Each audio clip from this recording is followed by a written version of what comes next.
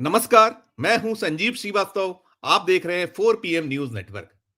महाराष्ट्र विधानसभा चुनाव परिणामों के बाद से ईवीएम और चुनाव धांधलियों की फिर से जबरदस्त गूंज है और आरोप प्रत्यारोप, दावे प्रतिदावे सब कुछ निरंतर चल रहे हैं।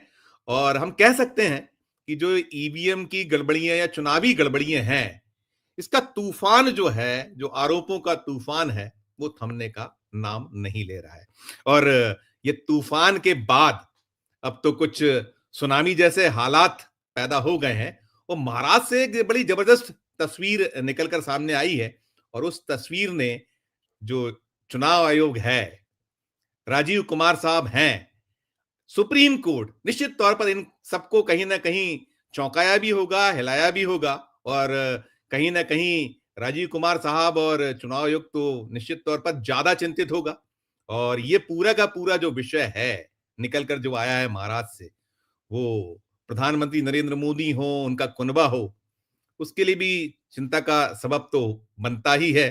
क्योंकि एक वो जो बड़ी पुरानी एक आंदोलन देश में हुआ था, वो जेपी आंदोलन वाला दौर, कि सिंहासन खाली करो अब जनता आती है, कुछ वैसा ही एक दृश्य के बहुत बहुत शुरुआत के तौर पर इस जो मंजर है उसको देखा या माना या समझा जा सकता है।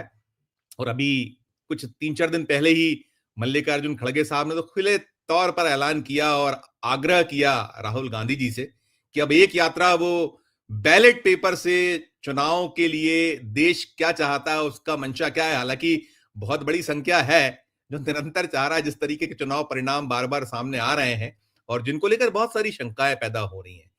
चुनाव आयोग तो बार बार दावा करता है, जो केंचुआ है केंद्रीय चुनाव आयोग, वो तो यही बार बार कहता है कि ना तो ईवीएम गड़बड़ है ना कोई और गड़बड़ियां हैं। बेशक बेशक ईवीएम गड़बड़ ना हो, लेकिन कहीं ना कहीं जो पूरी की पूरी चुनाव प्रक्रिया है, प्रणाली है, वो ऐसे नतीजे बार बार दे रही है जिससे निरंतर आशंकाएं बढ़ती चली जा रही है। और वो उसी का एक जो नजारा मैं बात कर रहा था, वो महाराष्ट्र के सोलापुर की मॉल शीरस विधानसभा सीट है। उस सीट के एक क्षेत्र है मार्कंडवाड़ी। ये क्षेत्र ऐसा है जहां पर जो क्षेत्र के वासी हैं, वोटर हैं, उन्होंने स्वयं ने एक पूरी की पूरी प्रक्रिया आयोजित कर डाली थी कि यहां पर बैलेट पेपर से चुनाव कराकर हम देख लेते हैं।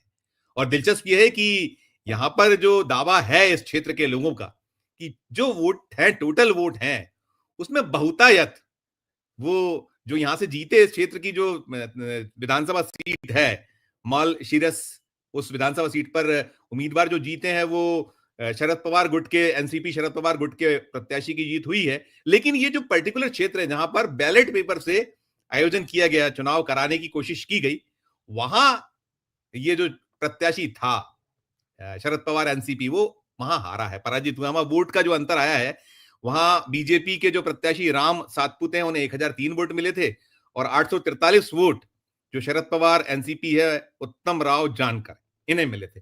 तो बड़ी सारी एक अलग सी तस्वीर, जब से ये पूरे का पूरा मामला मसला, बहुत सारे भी हमसे जुड़ेंगे कानूनविद्ता हैं जो लड़ रहे हैं इस मामले को, पहली बार ऐसा देखने में आया कि जब जनता सीधे सड़क पर आने वाली स्थिति जो है वो है, और वो खुद पूरा का पूरा आयोजन करी थी।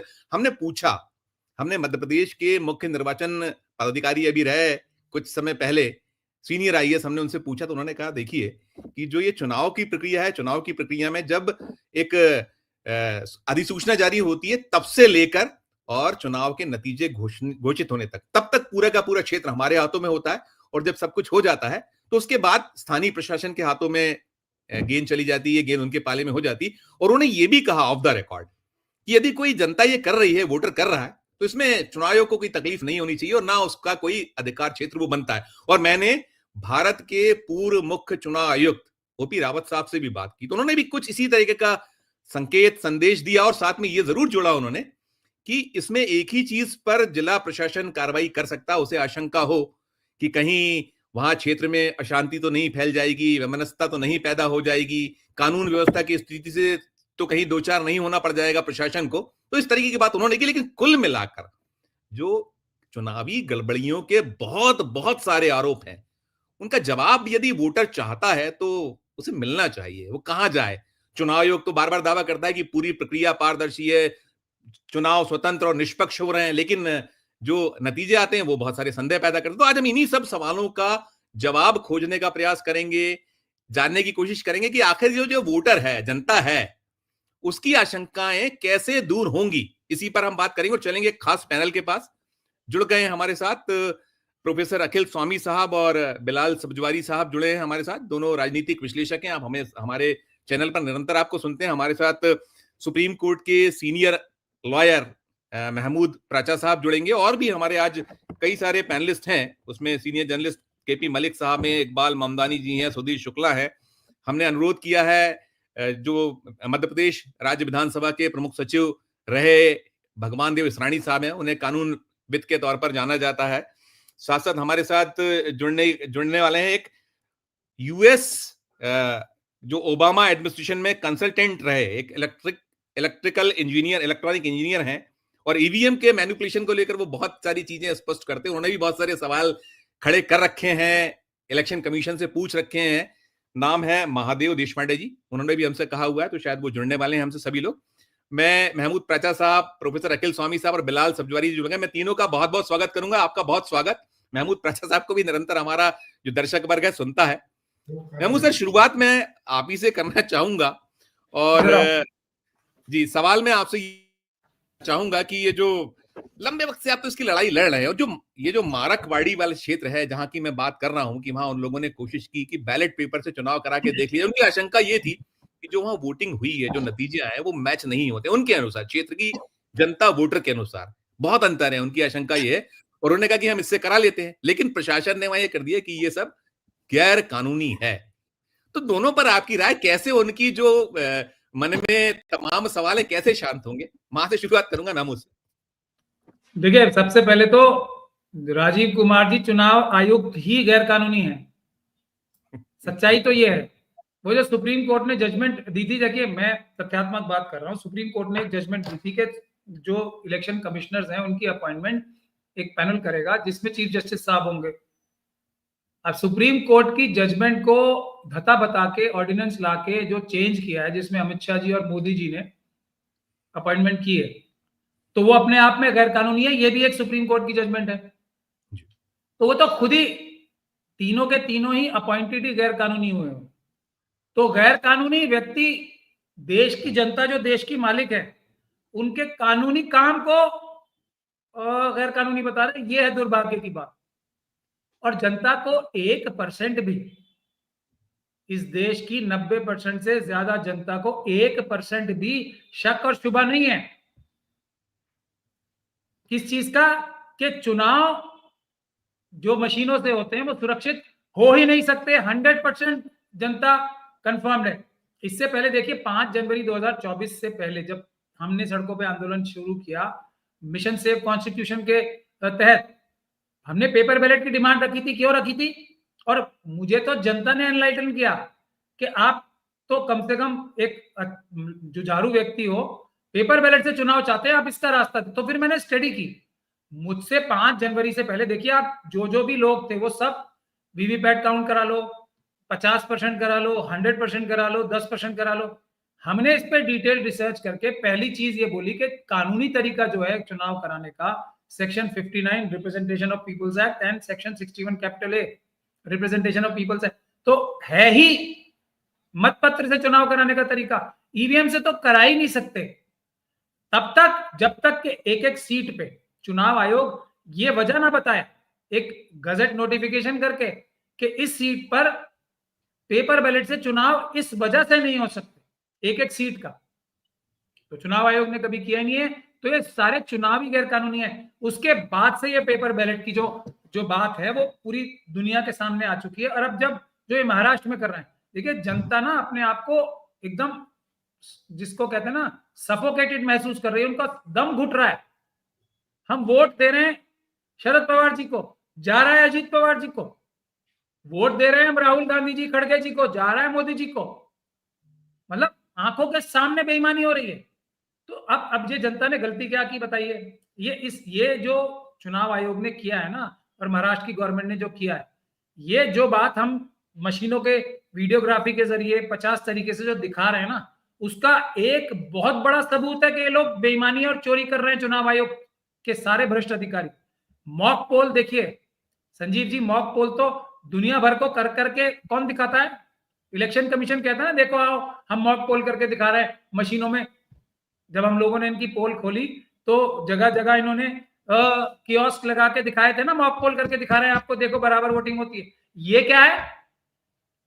ये तो एक मॉक पोल ही है ना। इससे ऐसा तो हो नहीं जाएगा कि वो कैंडिडेट हट जाएगा और ये बन जाएगा। लेकिन चोर के पैर नहीं होते ना, इतने ज्यादा दहशत में आ गए कि ये तो एक सैंपल के तौर पे पता लग जाएगा कि भैया इतनी बड़ी चोरी हो रही है, तो इस चीज से डर के कर्फ्यू लगा दिया। आप बताओ ना, हम एक देश के मोहल्ले के लोग हैं, हम आपस में वैसे ही इलेक्शन खेलना चाहते हैं, किसी को क्या नुकसान हो जाएगा बताइए? गांव के लोग हैं, उन्होंने कहा कि जी हम अपनी शौक के लिए हम इलेक्शन पेपर बैलेट से कैसे होते हैं वो देखना चाहते हैं। क्या परेशानी हो गई? परेशानी ये हो गई कि चोरी पकड़ी जाएगी, राजीव कुमार जी सीधे अपने ऑफिस से निकल के तिहाड़ जेल न चले जाएं, मोदी जी और अमित शाह जी के साथ मिलके। हमने तो एफआईआर कराई रखी है ना, अभी तो कानून कोर्ट में चल रहा है केस ये, इसमें हमने यही एफआईआर कराई है। तो ये बुनियादी बात है और सबसे बड़ा सबूत है, जनता बिल्कुल पेपर बैलेट के अलावा किसी से भी चुनाव नहीं चाहती। जो गड़बड़ हो रही है वो हमारी जो पॉलिटिकल पार्टीज हैं, अभी भी ढुलमुल रवैया है, आंदोलन की कोई अनाउंसमेंट नहीं हुई है। एक बात ये कहते हैं हमने विश्लेषण के लिए लगा दिया, मैंने बार बार ये बात कही है, कल हम चंडीगढ़ में थे, हमने तो मिशन सेव कॉन्स्टिट्यूशन ने और सारी सिविल सोसाइटी ने आंदोलन का घोषणा कर दी है। ये हमने चिट्ठी लिख दी है कांग्रेस पार्टी को, देवा शायम साहब ने और हम सब ने मिलके, मैं आपके दर्शकों को दिखा दूं। और हमने जो मिशन सेव कॉन्स्टिट्यूशन है हमारा संगठन है, इसको फील्ड में आंदोलन करने की जिम्मेदारी हमारी सारे देश के जितने भी नाम है देख ले आप, सब लोगों ने दे दिया हमें। हम कल चंडीगढ़ में थे, हमने वहां पे जनता से आह्वान किया है कि सड़कों पे आना पड़ेगा पीसफुल प्रोटेस्ट के माध्यम से पेपर बैलेट वापस लाने के लिए। कल मैं 6 तारीख को मैं महाराष्ट्र जा रहा हूं, मुंबई में प्रेस कॉन्फ्रेंस है इसी काम के लिए। फिर हम देश की सभी राजधानियों में जा रहे हैं, देश की जितने भी राज्य हैं उनकी राजधानियों में जाने वाले हैं, हर जगह हम ये आंदोलन का आह्वान करेंगे। जनता तैयार है ईवीएम को हटा के पेपर बैलेट लाने के लिए, इनको कराना ही पड़ेगा। एक बात मैं आपको कह के अपनी बात समाप्त करना चाहूंगा कि 2 तरीके हैं जो हमने ये 6 पॉइंट्स लिखे हैं ना, इसमें पहला पॉइंट है ब्रिंग बैक बैलेट पेपर, ए मास एजिटेशन, दूसरा जो जनता का आंदोलन होगा। एक जो सिविल सोसाइटी ने नोटिस लिखा था ना इलेक्शन कमीशन को, जिसका जवाब नहीं दिया, कांग्रेस पार्टी का तो बड़ा धमकी वाला जवाब दे देते, उसका जवाब दे।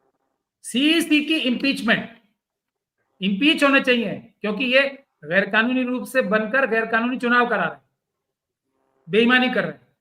5वां पॉइंट है अनडू द फ्रॉड, ये है कि हम इलेक्शन पिटीशंस लगा के आंदोलन के जरिए ये इंश्योर करें कि इलेक्शन पिटीशंस जो हैं 6 महीने के अंदर डिसाइड हो हाई कोर्ट से, तब, और वो कानूनी प्रावधान भी है सेक्शन 86 कैपिटल ए।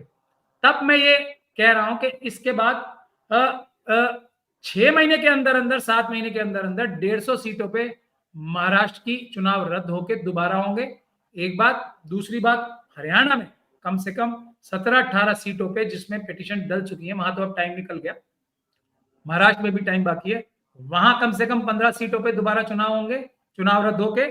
और लास्ट पॉइंट हमारा जो है, जो हम 15 जो नवंबर को हमने कांग्रेस पार्टी के दफ्तर के बाहर भी एक छोटा सा डिमॉन्स्ट्रेशन कह लें या एक डेलीगेशन किया था कि स्लीपर सेल्स को राहुल जी और खड़गे जी दूर भगाएं और ईवीएम को मार भगाएं। ये हमने एक आंदोलन छेड़ा हुआ है सभी ऑपोजिशन की पॉलिटिकल पार्टीज के को आग्रह करने का कि अपने अपने अंदर जो है ना, जो लोग जो स्लीपर सेल्स हैं आपके, जो आपको डिसवेड कर रहे हैं इस लड़ाई को लड़ने से, उनको बाहर हटा के आप आंदोलन के रूप में सड़क पे आए और इस देश की डेमोक्रेसी और जनतंत्र को बचाएं इस ईवीएम नाम के जहर और पॉइजन। ठीक ठीक, दोबारा भी आपका लड़ूंगा, दोबारा भी आपसे कुछ चीजें पूछूंगा। अखिल सर, आपने सुना, प्राचा सर तो बता दिया कि उन्होंने आंदोलन की तैयारी, और ये जो हुआ है महाराष्ट्र में, जो कुछ हुआ, हम वो याद करते हैं कि जेपी आंदोलन का दौर की भाई सिंहासन खाली करो कि जनता आती है, क्या क्या उस तरीके का दृश्य, एक बहुत बहुत शुरुआती कुछ शुरुआत संजय जी, आपने अच्छी बात कर दी, मैं माफी चाहता हूँ, एक 30 सेकंड और।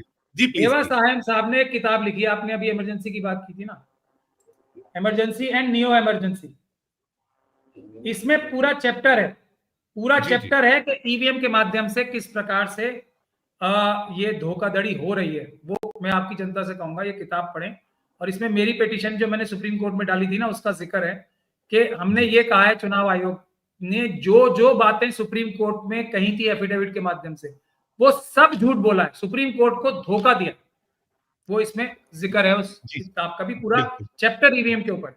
Thank you. बिल्कुल बिल्कुल, हम इसको भी जरूर अलग से भी इस पे बात कर लेंगे, आप हमें नंबर आपसे ले लेंगे। अखिल सर, क्या कहिएगा जो मैंने आपसे कहा, और साथ में ऐसा भी हम देख या मान सकते हैं, कह सकते हैं कि यदि प्रशासन आज आगे नहीं आड़े नहीं आता तो चुनाव आयोग शायद पूरी तरीके से नैकेट हो गया होता, क्या कहिएगा? देखिए संजय जी, पहले तो मैं देख रहा हूं महमूद पाचा साहब, मैं 74-76 में एमबीए कर रहा था इलाहाबाद में, मैंने जयप्रकाश के आंदोलन में बहुत एक्टिवली पार्टिसिपेट किया था। मैं पाचा साहब में जयप्रकाश नारायण देख रहा हूं। देखिए, आंदोलन के अलावा हमारे पास अब कोई रास्ता नहीं है। गांधीवादी अहिंसात्मक आंदोलन, जनता को सड़क पे उतरना पड़ेगा, ये बात बिल्कुल पक्की है। राहुल गांधी आगे आए, अखिलेश यादव आए, ममता बनर्जी आए, शरद पवार आए, कोई आए ना आए, नेतृत्व अपने आप उभरेगा, और जो नेतृत्व को आगे लेके बढ़ेगा वो नेता जयप्रकाश बन जाएगा।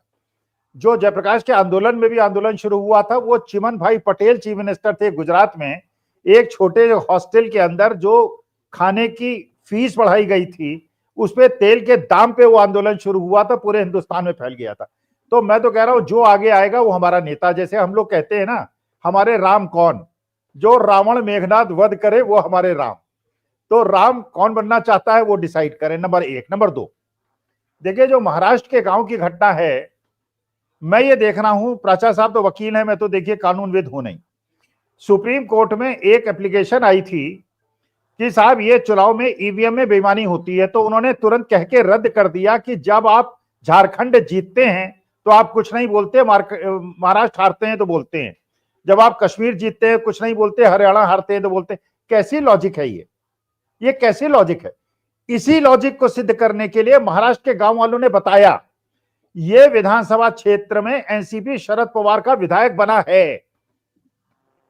इसके बावजूद जहां हमारा विधायक बन गया, वहां भी हम प्रूव करके दिखाएंगे कि जिस गांव के अंदर आप कह रहे हो कि हमारे कैंडिडेट को इतने वोट मिले हैं, हम वोट डाल के दिखाएंगे, 100% वोट पड़ेंगे।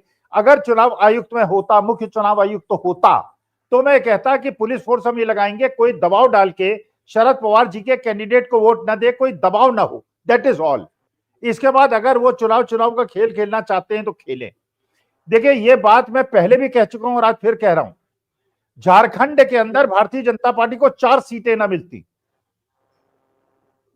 4 सीटें ना मिलती अगर ईवीएम ना होता। अगर बैलेट पेपर से चुनाव हो जाए, पाचा साहब को भी हजारों लोग संपर्क करते होंगे, बिलाल साहब को भी करते होंगे, हजारों लोग मुझसे कहते हैं साहब एक बार बैलेट पेपर से चुनाव करा दीजिए। बिल्कुल, 2 सीटों में ना भारतीय जनता पार्टी को ले आए तो रही बात, ये जनता कहती है, और सुप्रीम कोर्ट ऐसे हवा में उड़ा देता है। चुनाव आयोग, देखिए सरकारी डिपार्टमेंट का एक कानून, जो मेरे ख्याल से अदालतों का भी कानून है, अगर कोई भी एप्लीकेशन लगाता है तो उसको it has to be disposed of, it has to be considered and it has to be disposed of. ये नहीं है कि जैसे ही मैं सरकारी अधिकारी हूं, डीएम हूं, और मेरे पास एक एप्लीकेशन आई, मैंने फाड़ के फेंक दी, नहीं जांच हो गई, जाओ भाग जाओ, तुम वही आता। ये लोकतंत्र और संविधान के विरुद्ध है। मुझे उसको एक्नॉलेज करना पड़ेगा, मुझ पे उसे जांच करानी पड़ेगी, चाहे जांच का नाटक में करूं, लेकिन जांच करानी पड़ेगी। यहां तो चुनाव आयोग कोई लेटर लिखता है, उसको 1 घंटे के अंदर उसका मजाक उड़ा के और कारवा गुजर गया, गुबार देखते रहे, पता नहीं क्या क्या शेरो शायरी करके उसको हवा में उड़ा देता है।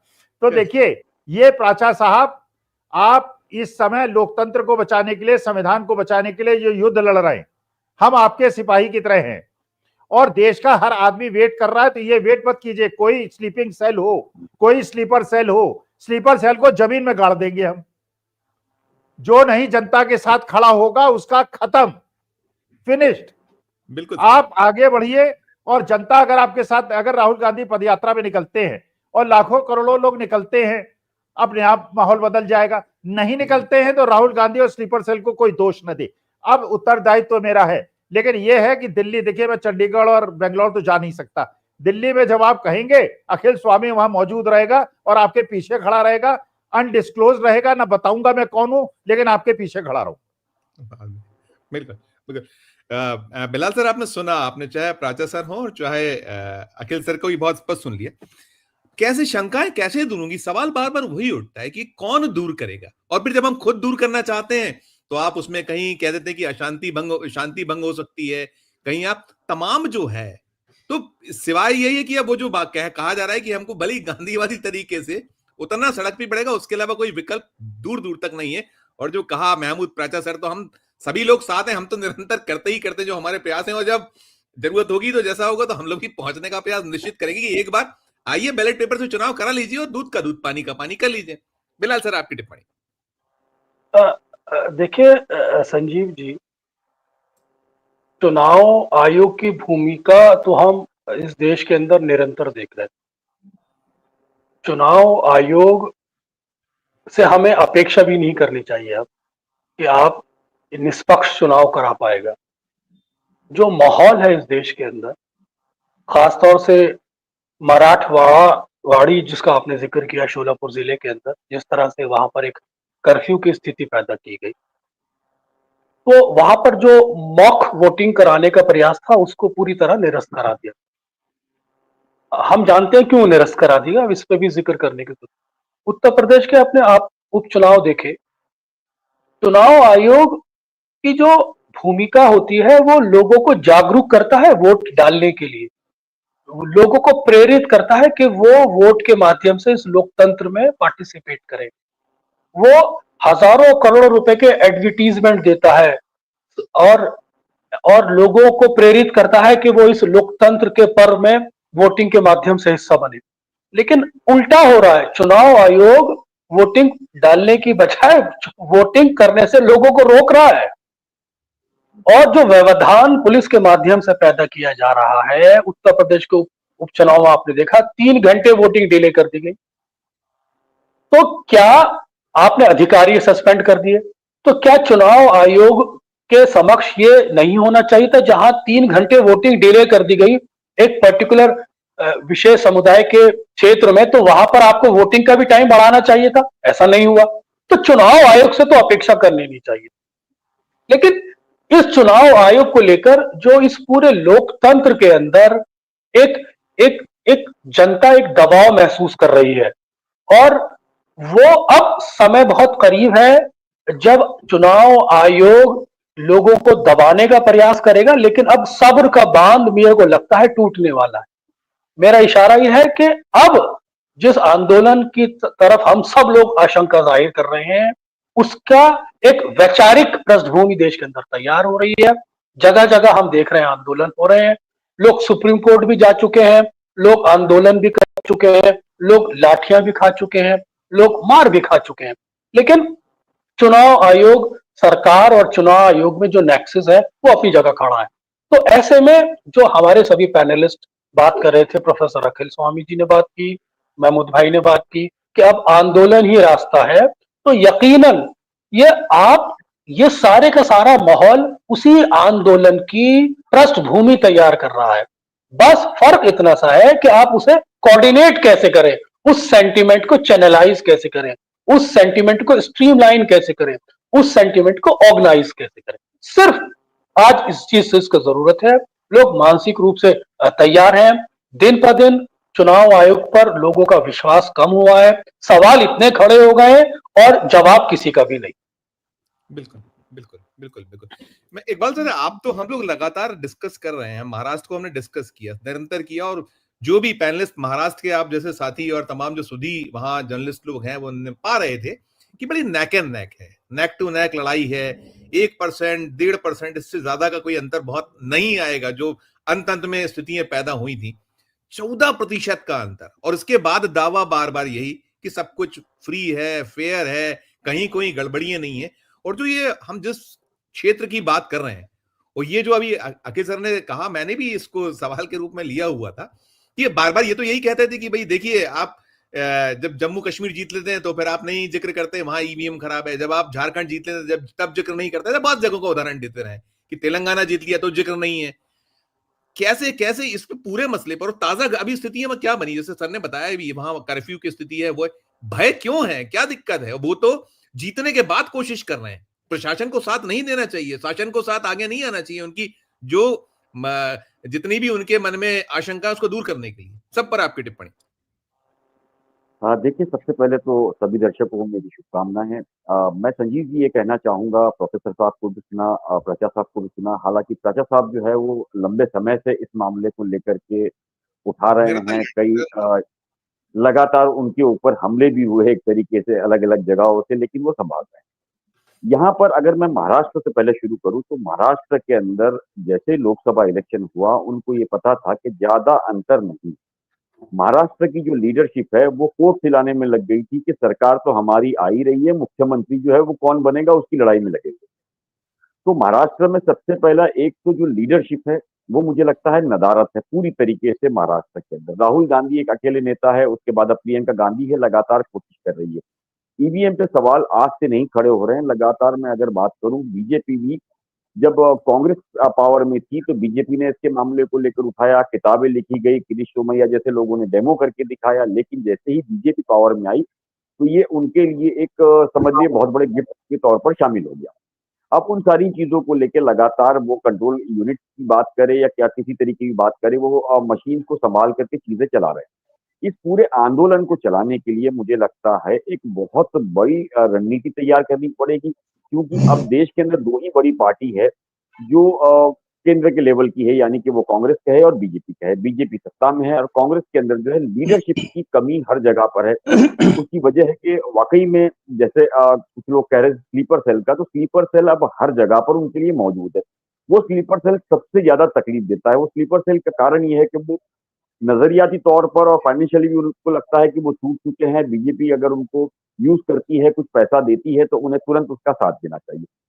ऐसे जो लीडर्स है जो पुराने ये डर दिखा रहे हैं कि हम चले जाएंगे, हम यहाँ चले जाएंगे, हम वहां चले जाएंगे, उनको हटा करके एक नई नीति के जरिए पूरे देश में ये आंदोलन को खड़ा करना होगा। युवाओं को साथ लाना होगा।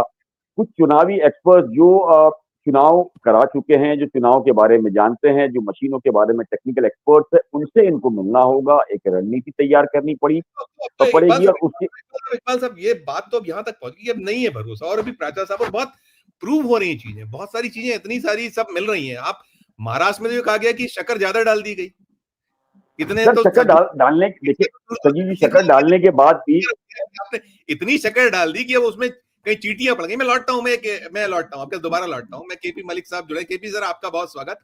मैं एक टिप्पणी पहले और प्राचा सर से लेता हूं। प्राचा सर, सुप्रीम कोर्ट की जो आखिरी हम लोग उम्मीद करते हैं, हम हर बार कहते हैं कि I will see you in the court, तो अब ये मतलब वही है कि वो भी उनको भी दूर दूर तक वो हम बार बार कम से कम कभी तो जाग जाए आपके मन का वो अंदर का, क्या वो जुम्मन शेख, अलगू चौधरी और तमाम बात जाते हैं, लेकिन बीते जमाने की बात उस पर जरूर आप करिएगा। आप लड़ रहे हैं लगातार, कहाँ कठिनाई और परेशानी अब क्या दिखता है आपको कि अब बस सड़क पे ही लड़ना होगा, इसके अलावा कोई दूर दूर तक कोई उम्मीद नहीं? प्राचा साहब, ये भी देखिए संजीव जी, ये तो संवैधानिक बात है ना। हम तो मिशन सेव कॉन्स्टिट्यूशन चलाते हैं या उसमें काम करते हैं, तो हम कोई गैर संवैधानिक काम करते ही नहीं। I will see you in the court, तो सुप्रीम कोर्ट से बड़ी अदालत कौन सी है? यस, वो तो जनता की अदालत है और ये संवैधानिक है। सुप्रीम कोर्ट के जजेस भी तो जनता के नौकर ही हैं। तो अब हम सुप्रीम कोर्ट को मजबूर होके ये बोलना पड़ेगा कि we will see you in the people's court. इसमें कौन सी बड़ी बात है? मतलब ये कोई गैर संवैधानिक बात नहीं है। और फ्री ओपन कोर्ट का कॉन्सेप्ट तो बेसिक स्ट्रक्चर है हमारा, ओपन कोर्ट। और ओपन कोर्ट का क्या मतलब है? जजेस की जजमेंट का क्रिटिसिज्म करना हर एक नागरिक का फर्ज है, अधिकार नहीं है। मैं तो कहता हूं फर्ज है, ये करो, उससे सुधारो। लेकिन मैं तो एक तरीके से अब आज तो अखिल स्वामी जी ने भी इतनी बड़ी बात मेरे बारे में कह दी, मैं बहुत उसका शुक्रिया अदा करना चाहता हूं। लेकिन बात क्या है, मशाल लेके आगे चलने के लिए चाहिए आप वो मशाल उठाएं, तो लगता है कि आपके सब पीछे होते हैं। मशाल तो हमने उठा रखी है, वो उठा रखी है और हम रुकने वाले नहीं है। बहुत सारे साथी हमें छोड़ के चले गए, कोई दिक्कत नहीं है। ये जनता चाहती है ना, जनता के हम भी नौकर। देखे, वकील भी तो संविधान से कुछ ताकत ग्रैब करते हैं, एडवोकेट्स ऑफ एक्ट से, तो हम भी नौकर हैं जनता के। जनता हमारे को डायरेक्ट कर रही है, हम उसको करेंगे। पर मैं महत्वपूर्ण दो बातें करना चाहता हूं। एक तो बड़ी खुशी की बात यह है कि हम लोग जीत के रास्ते पे बढ़ चुके हैं, ये जो महाराष्ट्र में हो रहा है ना अभी। और उससे भी बड़ी बात, एक और काम किया है। एक कोई सैयद शुजा है, जी जी वो जी आरएसएस के आदमी हैं, मैं आपको बता रहा हूं खुल के। सर। वो ये देखिए एक ऐसा वो कराया है इन्होंने स्टिंग ऑपरेशन, जो कि स्टिंग था ही नहीं, जो जो मतलब मिली भगत से स्टिंग करके उसको पहले मार्केट में छोड़ दिया। कुछ लोग बेचारे जो भोले भाले हैं उन्होंने उस पर रिस्पॉन्ड कर दिया कि देखिए क्या हो रहा है। और वो आदमी 74 करोड़ मांग रहा है। जो आदमी 74 करोड़ मांगेगा वो कोई आदमी होगा या फ्रॉड होगा? अडानी की तरह, अंबानी जी की तरह, यूसुफ लुलू जी की तरह। तो वैसे ही, और जब वो मैं मुझे तो उन पे तभी शक हो गया था जब कपिल सिब्बल साहब ने उसको प्रमोट करने के लिए लंदन जाके प्रेस कॉन्फ्रेंस की थी। तो मुझे तो उस आदमी की कैरेक्टर को तभी पता लग गया था ये फ्रॉड है और वो एक क्रिमिनल है। आप उसके ऊपर एफआईआर दर्ज कर रहे हैं यहाँ, किस लिए? ये हमारी जीत का साइन है कि लोगों को डरा सके कि ईवीएम की बात करोगे तो हम मुकदमा कर देंगे। और उसके लिए एक फ्रॉडुलेंट एक स्टिंग ऑपरेशन कराया, जो कि स्टिंग ऑपरेशन नहीं था, मिली भगत से ऑपरेशन करा के उसको स्टिंग ऑपरेशन बता। अब चुनाव आयोग साहब क्या कह रहे हैं? एक तो मैं डराऊंगा तुम्हें, डरो, देखो हमने ये केस कर दिया, वो केस कर दिया। कोई ईवीएम के खिलाफ बोलेगा तो आपके जैसे जो ईमानदार जो जो पत्रकार हैं उनके यूट्यूबर्स के वो उसको डिमोनेटाइज कर देते हैं। यूट्यूब फौरन उनको येलो नोटिस या कौन सा नोटिस होता है वो दे देता है। मतलब ईवीएम का नाम लेने से तो ये हमारी जीत का साइन है, जीत रहे हैं। तीसरी बात, चुनाव आयोग के पास सबसे बड़ा, मैं अखिल स्वामी जी का एग्जाम्पल देके ही बात कर रहा हूँ, इतनी अच्छी बातें इन्होंने मेरे बारे में कही तो ये थोड़ी बहुत मेरी इज्जत करते हैं। नहीं, सभी ठीक? करते हैं, नहीं सभी लोग। नहीं, तो मैं ये इसीलिए कहा आप सभी मुझसे करते हैं इज्जत। मैं आपको चुनाव आयोग की बात बता रहा हूँ, आप तो चलिए जिस वजह से भी मेरी इज्जत करते हैं, मैं आपसे ये कहने लगूं कि ये मैंने सफेद रंग का कोट पहन रखा है क्योंकि आप लोग मेरी इज्जत करते हो, इस बात को मानो। और काले रंग की शर्ट है मेरी। वो नहीं मानेंगे, वो नहीं माने जाएगा। क्यों? ये क्या बात हुई? फिर मैं आपको कोई शेर सुनाऊंगा।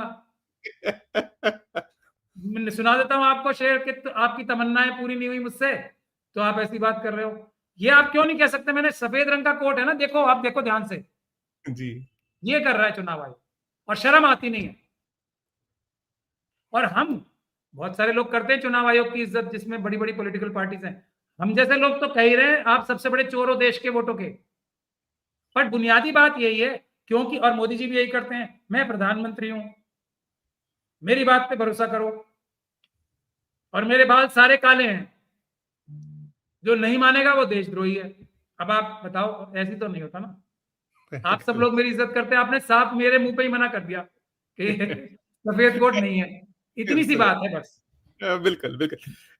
केपी सर, आप सुन रहे हैं अभी, आप प्राचा साहब को भी सुना, आपने शायद अखिल सर को सुन पाए हो। हम जो पहले दौर में, वही हम महाराष्ट्र में जिस तरीके से आज निकल कर आया पिक्चर जो बनी वहां, कि वो लोगों ने खुद हुआ कि हम जीती हुई सीट पर ये टेस्ट करना कि हमारे वोट आके चोरी कहां गए, कैसे हो गए, और वहां पे प्रशासन आगे आड़े आगे। और मैंने, आप ओपनिंग आप रिमार्क नहीं सुना तो मैंने बात की थी, मैंने जो भारत की पूर्व मुख्य चुनाव आयुक्त श्री ओपी रावत साहब से पूछा था, मैंने मध्य प्रदेश के मुख्य निर्वाचन पदाधिकारी एक जो रहे पहले, उनसे बात की, उन्होंने ऑफ द रिकॉर्ड कहा कि कोई दिक्कत नहीं, कर सकता है व्यक्ति।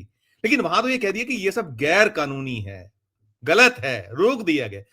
क्यों? आप उनकी शंकाएं कैसे दूर होंगी? सवाल वही हम जो लगातार कर रहे हैं। और मुझे तो ये भी, मैंने अखिल सर से पूछा था, अभी दोबारा मैं फिर पूछ लूंगा, अखिल सर थोड़ा सा उस पर टिप्पणी शायद बच गई थी, कि निर्वस्त्र होने से बचाया वो प्रशासन ने राजीव कुमार साहब, उनके कमीशन को। हालांकि वो निर्वस्त्र पहले ही है, जो बची कुची उनके पास एक आध जो अंग रह गया होगा, अंतर्वस्त्र रहा है, वही बचा है बस। टिप्पणी आपकी। देखिए संजीव जी, सबसे पहले तो माफी चाहता हूं देर से जुड़ने के लिए। दूसरी बात यह है कि जो अभी प्राचा साहब ने कहा, बाकी लोगों को मैं सुन नहीं पाया हूं, इसमें कोई बहुत आश्चर्यजनक बात हमें लग नहीं रही है। मोदी जी जो कह रहे हैं वो सब सच बात है। उनकी शुरू से लेकर आखिर तक कोई बात झूठ पाई गई हो तो आप बताइए।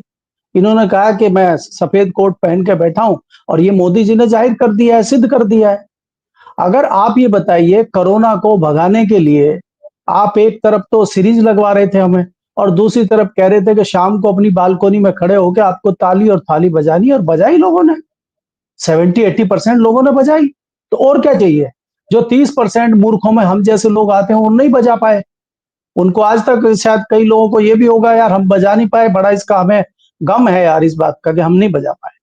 तो मैं ये कहता हूं इसमें कौन सी अनोखी बात है, और अब ये बात सिद्ध हो चुकी है। दूसरी बात आपने कही कि चुनाव आयोग नंगा हो चुका है, शायद उसमें कुछ बचा हुआ है, ढका हुआ है। पूरा नंगा भी हो जाएगा तो क्या उखाड़ लेंगे आप? यहाँ बेशर्मी की पराकाष्ठा बहुत पीछे छूट गई है, अब कुछ बचा नहीं है। अब आज जिस प्रकार से गांव वाले लोगों ने कहा कि भाई हम इकट्ठे होकर बैलेट पेपर पे चुनाव करना चाहते हैं, बोला कैसे कर लोगे आप? कर्फ्यू लगाइए यहाँ, ऐसे आप कैसे कर लें? आपको पता है कि महाराष्ट्र के लोगों ने जो कहा था कि हमने भाई कांग्रेस को इतना वोट दिया है गांव में तो एक एक आदमी का पता लग जाता है कौन सा परिवार किसके साथ है, तो वहां मशीन में कुछ और निकल रहा है। तो उन्होंने कहा हम दोबारा चुनाव करके देखेंगे, तो उन्होंने कहा नहीं नहीं नहीं, आप दोबारा नहीं कर सकते। तो ये जो दादागिरी चल रही है इसको रोकेगा कौन? दूसरी मेरी बहुत बड़ी आपत्ति संजीव जी रहती है कि जितने विपक्ष के लोग हैं वो संविधान बचाने निकलते हैं, दूसरी तमाम चीजों को लेकर निकलते हैं, और जैसे ही चुनाव खत्म होता है उनका जो ऑपरेशन होता है वो खत्म हो जाता है, फिर वो सो जाते हैं। आप मुझे बताइए, संविधान को बचाने की अगर बात है, संविधान तो बचा नहीं ना हमारा इलेक्शन के बाद भी, हमें तो लड़ाई सड़कों पर लड़नी पड़ेगी ना। अभी प्राचा साहब कह रहे हैं ना कि जब तक आप सड़कों पर नहीं उतरेंगे तब तक तो बचाया नहीं जा सकता। जेपी साहब जो उतरे थे, जेपी आंदोलन हुआ था, जेपी ने तो मेरी नॉलेज में शायद कहा नहीं कभी कि भाई मुझे प्रधानमंत्री बनना है। बाकी अखिल जी यहाँ सबसे सीनियर बैठे हैं, वो बता दें, शायद कहा उन्होंने तो नहीं कहा था कि मुझे प्रधानमंत्री बनना है, मैं ये लड़ाई इसलिए लड़ रहा हूं। और वो उनसे बड़ी लड़ाई आज तक सड़कों पे मेरी याद में तो आ नहीं रही कि किसी ने लड़ी हो। तो जब तक आप निस्वार्थ भाव से देश को बचाने के लिए, संविधान को बचाने के लिए सड़कों पे नहीं उतरेंगे तब तक कुछ नहीं हो सकता। और दूसरी बात संजीव जी ये है कि जितना विपक्ष और हम लोग सोचते हैं ये उससे 10 कदम आगे का पहले सोच लेते हैं। अब आपको बड़ी हैरानी हो रही होगी कि संभल में बहुत बड़ा कांड हो गया और ये क्या हो गया, ये एकाएक नहीं हुआ है, ये इनकी रणनीति का एक हिस्सा है। आपको ये समझने के लिए जाना होगा 86, 87, 88 में जब शिला पूजन हो रहे थे अयोध्या के लिए, जब बड़े बड़े कार्यक्रम हो रहे थे बनारस में, और वेस्टर्न यूपी में होगा। वेस्टर्न यूपी में मुजफ्फरनगर के 2013 के दंगे ने भारतीय जनता पार्टी को बहुत बड़ा सहारा दिया था। आप ये देखिए कि ये जो लड़ाई है ये मथुरा की लड़ाई है, और इस मथुरा की लड़ाई को आगे बढ़ाने के लिए ये संभल से शुरुआत हुई है, और ऐसे संभल बहुत सारे बनेंगे आने वाले समय में। और देखिए आज जो उत्तर प्रदेश में आपको दूसरे नंबर की एक मजबूत पार्टी जो समाजवादी यादवों की पार्टी दिखाई देती है, सबसे पहले यादवों में ही सेंध लगेगी। क्यों? अरे भैया जय श्री राम तो बहुत हो गया, अब जय श्री कृष्णा भी करना है ना। मुसलमानों ने हमारा मंदिर दबा रखा है ना हमारे कृष्ण जी का, और यादव तो भाई कृष्ण वंशज है। वो तो कहते हैं कृष्ण जी भी गाय चराते थे, हम भी गाय भैंस चरा के दूध बेचते हैं, तो अरे हमारे वंशज हैं। तो छोड़ो ये समाजवादी पार्टी को भैया, हम भाजपा के साथ चलें, जय श्री कृष्णा। और जाट तो वादे जो है उनको समझ ही नहीं आ रहा कि इधर जाएं कि उधर जाएं। तो ये रणनीति है, और इसमें क्या है कि देखिए मोदी जी जो करना था वो कर चुके हैं, अब तो वो बोनस पे जी रहे हैं। अब एक नए क्रांतिकारी को तैयार करना है। अडवाणी जी खत्म हो गए तो मोदी जी आए, अब मोदी जी खत्म हो गए तो दूसरा कोई व्यक्ति आएगा ना। तो उसके लिए कट्टर हिंदुत्व चेहरे की जो ढूंढ लगी हुई है आरएसएस में और बीजेपी में, मुझे लगता है कि शायद वो तलाश योगी जी पे आके पूरी हो रही है। उनको यह है रणनीति कि भाई 27 में इनको तीसरी बार मुख्यमंत्री बनाइए, और मोदी जी की तरह तीसरे मुख्यमंत्री काल में इनको फिर दिल्ली लाइए, और ये जो है मथुरा वाला कांड करके शुरू करिए काम को, और हम लोग यहाँ पे जो है बैठ के अपना चर्चा करते रहे। अरे भैया संभल में क्या हो गया? संभल में मेरे हिसाब से कोई अनोखी घटना नहीं हुई, सारी सोची सजी रणनीति है। प्राचा साहब बताएं, क्या कोर्ट में ऐसा होता है कि आज ही याचिका दी, आज ही याचिका एक्सेप्ट हो गई, आज ही उस पर एक्शन हो गया, आज ही सर्वे टीम आ गई? 3 घंटे में भारत जैसे देश में जहां 30-30 साल लग जाते, तारीख पे तारीख, यहाँ सब 3 घंटे में खेला हो गया। तो ये हमें समझना होगा कि हमें जो परमाणु युद्ध का मामला है वो परमाणु युद्ध से लड़ रहे हैं, और हम वो अंग्रेजों की राइफलें, तलवार, तीर, हम उससे लड़ाई लड़ रहे हैं, तो इनका मुकाबला हम कैसे करेंगे? तो हमें रणनीति उनकी तरह बनानी पड़ेगी। और क्या जो मुख्य विपक्षी दल हैं वो इस रणनीति के लिए, इस लड़ाई के लिए तैयार हैं? उनको अपने गिरेबान में झांकना पड़ेगा, क्योंकि विपक्षियों में मुझे बहुत ज्यादा कमी दिखाई दे रही है इनके सामने लड़ाई लड़ने की। आखिर में मैं संजीव जी फिर यही कहता हूं कि आप महाभारत के युद्ध की बात करते हैं, उसके नियम कायदे थे, सूरज छिपने के बाद युद्ध नहीं होगा, और भैया आप जो है उससे फलाने हिस्से से नीचे नहीं मारेंगे, पीठ पे वार नहीं करेंगे, बड़े नियम कायदे कानून थे। अब बाकी लोग आए, उनके लिए कोई नियम कायदे तो है नहीं। तो ये नियम कायदे कानून निर्वाचन सदन सब विपक्ष के लिए है, इनके लिए कोई नियम कायदे कानून और निर्वाचन नहीं है। बिल्कुल। तो इनसे कैसे जीतोगे, उसकी रणनीति बनानी पड़ेगी। जी मैं अखिल सर से पूछता हूँ। अखिल सर, आप तो बार बार कहते हैं और बहुत साफ है, देखिए सत्य परेशान होता है, पराजित नहीं होता। बहुत गांधी जी यूं ही नहीं कर गए, तो हम बार बार देखते हैं परेशान हो रहा है निश्चित तौर पर। दूसरा, जीत जो है हमेशा हम कहते हैं कछुए की होती है, ठीक है, गति थोड़ी धीमी है, कम है, कुछ कठिनाई है, और फिर अंत में है तो सब कुछ सर्वोपरि जनता है, एक लिमिट है उसकी। जब सब्र का बांध टूटता है तो महाराज जैसे जो दृश्य हैं वो पैदा होते हैं, और ऐसी शुरुआत ऐसी ही होती है कि कहीं चिंगारी हल्की सी होती, फिर वो बारूद ब्लास्ट होता है। सब पर आप क्या कहिएगा? अखिल सर आपने सुना, बाकी प्राचा साहब को भी सुना और केपी भाई को भी सुना, मलिक साहब। अखिल मैं संजीव जी जो मैं बोलने जा रहा हूं उसके पहले माफी मांग लूं, क्योंकि जो मैं बोल रहा हूं उसके लिए पहले माफी मांग लेना बहुत आवश्यक है सर। मेरे अलावा 4 पैनलिस्ट हैं, 3 पैनलिस्ट ने एक तो बात गई की स्लीपर सेल की, एक बात की विपक्षी दलों की संगठन की। देखिए अब हम बात, इसका मतलब हम ये जस्टिफाई कर रहे हैं जो इलेक्शन हो रहा है वो फेयर हो रहा है। हम संगठन क्षमता, उनकी स्ट्रेटेजी, वो 100 साल आगे की सोचते हैं, इसका माने हम स्वीकार कर रहे हैं कि भारतीय जनता पार्टी की स्ट्रेटेजी काम कर रही है। मेरा ये स्पष्ट मानना है कि ना तो स्लीपर सेल, ना विपक्षी दलों की कमजोरी, ना कुछ, ये केवल इलेक्शन कमीशन और ईवीएम का खेला है, नंबर 1। नंबर 2, जयप्रकाश नारायण जो थे वो कोई राजनीतिक व्यक्ति नहीं थे। उन्होंने किसी राजनीतिक व्यक्ति की तरफ गुहार नहीं लगाई थी। जब आप स्लीपर सेल की बात करते हो, जब आप उनके स्ट्रेटेजी की बात करते हो, इसका माने जनता को कम आंकते हो। मैं तो अपेक्षा रख ही नहीं राहुल गांधी से भाई, मैं अखिलेश यादव से अपेक्षा नहीं रख रहा, मैं तो जनता से अपेक्षा रख रहा हूं, मैं अपने से अपेक्षा रख रहा हूं, मैं महमूद प्राचा जी से अपेक्षा रख रहा हूं। अगर इसके बावजूद अगर अधर्म जीत रहा है, असत्य जीत रहा है, इसका मतलब मैं कमजोर हूं। भाई देखिए, राहुल गांधी की कमजोरी निकालना कि जो अकेले पड़ गए, ये कर लेते, वो कर लेते, वो कर लेते, 10 दिन के लिए मैं चुनौती देता हूं, कोई आदमी राहुल गांधी की जगह पहुंच जाए और चैन से सो के दिखा दे। अरे जिस तरह के लोगों ने उसको धोखा दिया है, जिस तरह से उसको चारों तरफ से दबोचा गया है, जिस तरह से उस पर चारों तरफ से आक्रमण हो रहे हैं, इस समय मुद्दा केवल यह है कि जनता क्या देश के लोकतंत्र और संविधान को बचाने के लिए तैयार है। मेरे को किसी अपोजिशन पार्टी से या सत्ता पक्ष से कुछ लेना देना नहीं। मेरा केवल यह मानना है कि देश के अंदर लोकतंत्र का माहौल बन रहा है, खुलेआम धार्मिक युद्ध फैलाया जाता है और भारतीय जनता पार्टी के ऊपर चुनाव आयोग कोई कार्रवाई नहीं करता, और शिवसेना उद्धव ठाकरे जब उसके अंदर जय भवानी का नारा अपने गाने के अंदर रखते हैं तो उनको चुनौती दे दी जाती है, उनको चेतावनी दे दी जाती है। ये चुनाव को पोर्टल बेईमानी पे है, ना ये स्ट्रेटेजी के चुनाव हैं, ना स्लीपर सेल के चुनाव हैं। देखिए स्लीपर सेल अपने आप खत्म हो जाएंगे जब जनता उमड़ेगी, ये स्लीपर सेल भी भेष बदल के आ जाएंगे, क्योंकि जनता की ताकत को राजनीतिज्ञ पहचानते हैं। लेकिन अगर जनता नहीं उतरती, अगर राहुल गांधी सड़क पे नहीं उतरते, मैं कह रहा हूं कोई ना आया राहुल गांधी के साथ। के कामराज का आपको याद होगा, इंदिरा जी ने कामराज प्लान लागू किया था, सारे बड़े बड़े संजीवा रेड्डी, बड़े बड़े निजंगप्पा, बड़े बड़े लोगों ने, एसके पाटिल, सबने इंदिरा जी का साथ छोड़ दिया था और इंदिरा जी जीती थी।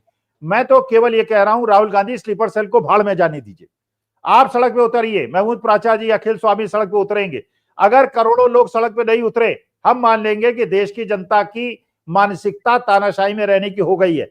अगर जनता सड़क पे उतरती है, एक अकेला महमूद प्राचा या राहुल गांधी देश की दिशा को बदल सकते हैं। लेकिन जयप्रकाश नारायण बनिए और किसी दूसरे पे दोष मत निकालिए, अगर दोष निकालना है तो अपने अंदर निकालिए। बिल्कुल। महमूद सर कुछ, प्राचा साहब कुछ कह रहे थे जी, आप कुछ कह रहे थे, और मैं एक स्मरण और करा दूं प्राचा सर, ये जो अभी बात कही केपी सर ने, मैं उसमें मुझे ध्यान है कि 1992 जैसे दंगे, वो उसी अयोध्या के बाद मध्य प्रदेश में बर्खास्त हुई थी सुंदरलाल पटवा जी की सरकार, और ये माना गया था कि इसको गलत तरीके से बर्खास्त किया और ये बड़ी थंपिंग मेजॉरिटी के साथ बीजेपी लौटेगी, लेकिन हार गई थी। ये भी हुआ है, देश उस बटने कटने से इतर भी जाता है कई जगहों पर। ये मैं मध्य प्रदेश तो चूंकि मेरे आंखों का देखा है, मैं उसको रिपोर्ट कर रहा था, ऐसे कई राज्यों में हुआ है, तो वो भी एक, अब वो दौर भी शायद थमेगा। मलिक साहब मैं लौटूंगा आपके पास। प्राचा सर आप कुछ कह रहे हैं? अनम्यूट कीजिएगा प्लीज, अनम्यूट कर लीजिए जी। अखिल स्वामी जी ने बहुत अच्छी बात की, तो मैं थोड़ा अपनी क्लैरिफिकेशन दे रहा हूं, क्योंकि मैं भी इसी सोच का मानने वाला हूं। हम जो स्लीपर सेल्स की बात कर रहे हैं, सिर्फ इस कॉन्टेक्स्ट में कर रहे हैं कि ये ईवीएम के खिलाफ कांग्रेस पार्टी के रेजोल्यूशन होने के लिए के बावजूद, इंडिया गठबंधन के रेजोल्यूशन होने के बावजूद भी उनको सड़क पे आने से रोक रहे हैं। लेकिन हमने ये कहीं नहीं कहा है कि हम लोग खुद आंदोलन नहीं करेंगे, हम तो हैं ही सड़कों पे अभी भी। और मैं और मेरी टीम तो सड़कों से कभी हटी नहीं है। चुनाव जीतो या हारो हमें मतलब ही नहीं है। अगर राहुल गांधी जी भी चुनाव जीत जाते तब भी हम यही कहते। अब दूसरी बात जो आपकी है, मैं उसमें से थोड़ा सा डिफरेंस ऑफ ओपिनियन है, उसको आप जरा कंसिडर कीजिए। जिस प्रकार से मोदी जी हमारे नौकर हैं देश की जनता के, जिस प्रकार से वकील नौकर हैं, जज नौकर हैं, उसी प्रकार से ऑपोजिशन पार्टीज हमारी नौकर हैं। एग्जैक्ट। उनको हमने इतने बड़ी बड़ी जगहों पे बिठाया है, उनको ये करना पड़ेगा, ये हमारा आदेश है जनता का। लेकिन नहीं करेंगे तो फिर हम उनके खिलाफ भी कुछ ना कुछ तो सोच रखेंगे कि जब संविधान को, और मैं ये मानता हूं कि ये मशीनें जो है ना, हम सब करते रहे, ये कुछ नहीं होगा। अगर ये चुनाव जीतने के लिए इनके पास एक चोरी का रास्ता मौजूद है, जनता कितनी खिलाफ हो जाए इनको क्या फर्क पड़ रहा है, तो चुनाव तो कहीं और से जीतेंगे। तो अगर कोई संविधान बचाना चाहता है, सारी समस्याओं की जड़ ये है कि संविधान कुचला जा रहा है ईवीएम के माध्यम से। मैं खुद इसी बात को अखिल स्वामी जी की 100% एग्री भी करता हूं, और मैं शुरू से यही बोल रहा हूं। बाकी सब चीजें ऑटोमेटिक हो जाएंगी, आज नहीं तो कल धीरे धीरे हो जाएंगी। ये मशीनें चली जाएं, बीजेपी को बहुत बड़ा धक्का लगेगा। लेकिन हम लोग ये नहीं कह रहे कि ये नहीं आएंगे तो हम नहीं करेंगे, इनको आना पड़ेगा, वरना हम इनको भी आड़े हाथों लेंगे जैसे हम मोदी जी को ले रहे हैं। वो भी तो यही काम कर रहे हैं जो ये कर रहे हैं, तो हम इनके ऊपर डिपेंडेंट नहीं है, लेकिन इनको आना पड़ेगा। ये भी हमारे जनता के नौकर हैं, they have to listen to us. But आंदोलन तो अब चालू हो गया, अब रुकेगा नहीं, अब रुकेगा अंत तक ही। बिल्कुल बिल्कुल आंदोलन होगा। वो तो वैसे भी है कि मैं अकेला ही चला दे दूं आपको। कल देखिए कोर्ट में भी हमें बड़ी बड़ी वो मिल रही है। कल चंडीगढ़ में था मैं, वहां हमने प्रेस कॉन्फ्रेंस भी की। वहां एक हरियाणा का एक ही केस, जो स्लीपर सेल्स की बता रहा हूँ ना, मेरे पास बहुत सारे कैंडिडेट्स आए थे कांग्रेस के हारे हुए, स्लीपर सेल्स ने उन्हें वापस खींच लिया, एक बच्चा सिर्फ। हमने कल पहली डेट पे ही हरियाणा हाईकोर्ट ने ऑर्डर किया है कि फॉर्म 17C जिसके लिए सब तड़प रहे ना, फॉर्म 17C उसका पार्ट 1 और पार्ट 2 दोनों देगी चुनाव आयोग। कल एक ही दिन में ऑर्डर हुआ है। और दूसरा जो वीडियोग्राफी और सीसीटीवी फुटेज है, भटकल समीप कॉन्स्टिट्यूएंसी एक ही वो बचा है मेरे पास, तो कल इतना अच्छा ऑर्डर आया है, सारी वीडियोग्राफी हमें मिलेगी, उसकी बुनियाद पे हम सारे हरियाणा की लेंगे। मेरा दूसरा केस आने वाला है और हम पूरे एक एक कॉन्स्टिट्यूएंसी में जाके दिखाएंगे, खुद देखो आंखों से कैसे सैकड़ों मशीनों में हेरफेर हुई है वीडियोग्राफी के माध्यम से, और चुनाव आयोग की सप्लाई की गई वीडियोग्राफी। तो हमारी स्ट्रैटेजी भी है ना, ये सबूत ले जाके जनता को दिखाएंगे तो जनता और मजबूती से हमारा साथ देगी। इलाहाबाद हाईकोर्ट से ही मेरे पास एक ऐसा ऑर्डर आ चुका है जिसको हमने अलीगढ़ के लिए लिया है। अलीगढ़ के लिए सारी ये वीडियोग्राफी और ये सीसीटीवी फुटेज सुरक्षित है, फॉर्म 17C सुरक्षित है, हमें जल्दी अगली डेट पे मिल जाएगी। तो ऐसा नहीं है, हम लोग लगे हुए हैं, कोर्ट के अंदर भी लड़ रहे हैं, कोर्ट के बाहर भी लड़ेंगे, सड़कों पे आप सब लोग अगर आएंगे तो हमारा आंदोलन जो है एकदम शूट करेगा। फिर ये जो ओपोजिशन की पार्टीज है हमारी नौकर, इनको भी आना पड़ेगा और आएंगे ही। बिल्कुल बिल्कुल आएंगे सर। वो तो आप, मैंने कह रहा था कि मैं अकेला ही चला था जानिबे मंजिल, मगर लोग जुड़ते गए, कारवां बढ़ता गया, वैसा होता चला जाता है। और शुभकामनाएं आप लड़ रहे हैं। मलिक साहब आप कह रहे थे, आपने सुना, आपने चाहे अखिल सर को चाहे प्राचा सर को, दोनों को आपने सुना। अब आप सड़क के बिना, और देखिए जनता बहुत ताकत रखती है, जनता से आप नहीं वो कर सकते, आप उसको करना ही पड़ेगा। जब वो सब निकलेगा आएगा तो फिर जो प्राचा सर कह रहे हैं कि सबको आना पड़ेगा, जब वो स्लीपर सेल खुद अभी अखिल सर ने कहा कि फिर बेस बदल कर आ जाएंगे, उम्मीद नहीं छोड़ सकते। मलिक सर टिप्पणी आपकी। संजीव जी, मेरा कहने का मतलब यही था कि मैं जेपी आंदोलन का जो नाम ले रहा था, वो जनता ही सड़कों पे आई थी, उसमें कोई सियासी दल नहीं था, और हमें सियासी दल की आवश्यकता नहीं है। मैं इस बात से बिल्कुल एग्री करता हूं कि जब तक जनता सड़कों पे नहीं उतरेगी, देखिए आज की जनता के पास सबसे बड़ा हथियार मोबाइल है, उसमें फोटोग्राफी की व्यवस्था है, उसमें वीडियोग्राफी की व्यवस्था है, उस चीज को झुठलाया नहीं जा सकता। आज जनता के पास ताकत है, जनता जागरूक है, जनता पढ़ना जानती, लिखना जानती है। अगर हम जेपी आंदोलन की बात करते हैं, उस टाइम पे हमारे पास ये संसाधन भी नहीं थे, लेकिन वो ईवीएम भी नहीं थी उस टाइम, ये भी हमें मानना पड़ेगा, उसके बावजूद भी घटनाएं हो रही थी। तो मेरा कहने का मतलब यह है कि जब तक जनता सड़कों पे नहीं उतरेगी, जब तक जनता नहीं समझेगी, तब तक कुछ होने वाला नहीं है। मैं यहाँ कोई विपक्ष को उस तरह का दोषी नहीं ठहराया कि कुछ नहीं करें। कल को विपक्षी, जैसा कि मैं प्रचा जी की इस बात से भी बहुत सहमत हूं कि कल को अगर कोई दूसरा सियासी दल ही सत्ता में बैठ जाएगा और वो इस तरह की हरकत नहीं करेगा, उसकी तो कोई गारंटी किसी के पास है नहीं। नहीं है तो उसके लिए उसके खिलाफ भी तो लड़ाई लड़नी पड़ेगी। यदि वो ये सब करेगा तो उसका भी हम विरोध करेंगे, चाहे कोई दल हो। वही मैं कह रहा हूं, तो उसके खिलाफ भी हम लोगों को लड़ाई लड़नी पड़ेगी। हम भी अपने आप को जनता ही मानते हैं। तो मेरा कहने का मतलब यह है कि जनता को लेना पड़ेगा। और दूसरा, यहाँ जितने लोग बैठे हैं उसमें मैं खुद शामिल अपने आप को मानता हूं। मोदी जी की स्ट्रेटजी हमें 2014 में प्रधानमंत्री बनने के बाद 2014 के एंड में 15 में समझ में आ गई थी। और प्रेस क्लब में जब मोदी जी की कोई स्पीच 2015 में चलती थी तो कई सारे जर्नलिस्ट, कई सारे लोग कहते रहे बंद करो इसको, वो लगाओ, कुछ मैच वैच नहीं आ रहा है। और अगर हम 13 की 14 की बात करें, चुनाव से पहले की, तो लोग जो है मोदी का भाषण सुनते थे, pin drop silence press club जैसी जगह पे हो जाता था। तो ये बदलाव कैसे आया 8 महीने के अंदर? और आज आप 2015-16 को छोड़िए, 19-20 आते आते तो लोगों को बिल्कुल समझ में आ गया, जिनको समझ में आना चाहिए और जिनको थोड़ी सी समझ की और उसकी बुद्धि की थोड़ी सी भी उनमें अकल है, कुछ है, तो उनको तो सबको समझ में आ चुका है। ये तो कुछ चंद लोग हैं जिनको आप अंधभक्त कहते हैं, कुछ भी कहते हैं, वो ताली थाली बजाने वाले लोग हैं, उनको भी समझ में आ जाएगा। आप हैरानी देखिए कि हमसे सवाल पूछ रहे हैं, कल भी मैं एक चैनल पे था, वो ये कह रहे हैं कि ये जो किसान आए हैं नोएडा से, ये तथाकथित किसान हैं। एक कह रहा है यार इनके चेहरे किसानों जैसे लगते नहीं है, ये तो सारे बिल्डर हैं। अब बताइए, इस तरह की आप बात कर रहे हैं और वो कुछ नहीं नया मांग रहे, वो एमएसपी नहीं मांग रहे आपसे, वो फसल की कीमत नहीं मांग रहे। वो कह रहे हैं भैया जो कोर्ट का आदेश है, जो कोर्ट ने तय किया, जो अथॉरिटी ने तय किया, वो हमें दे दो। नहीं दे रहे हैं साहब, भ्रष्टाचार है, करप्शन है। अगर किसान को जो 10% हिस्सा उस जमीन का मिला है वो किसी बिल्डर को या किसी दूसरे व्यक्ति को बेच देता है तो तत्काल फाइल क्लियर हो जाती है अगले दिन उसकी। और किसान की फाइल 2-2 साल में क्लियर नहीं होती क्योंकि वो रिश्वत दे नहीं पाता, वो उस तरह की सेटिंग कर नहीं पाता।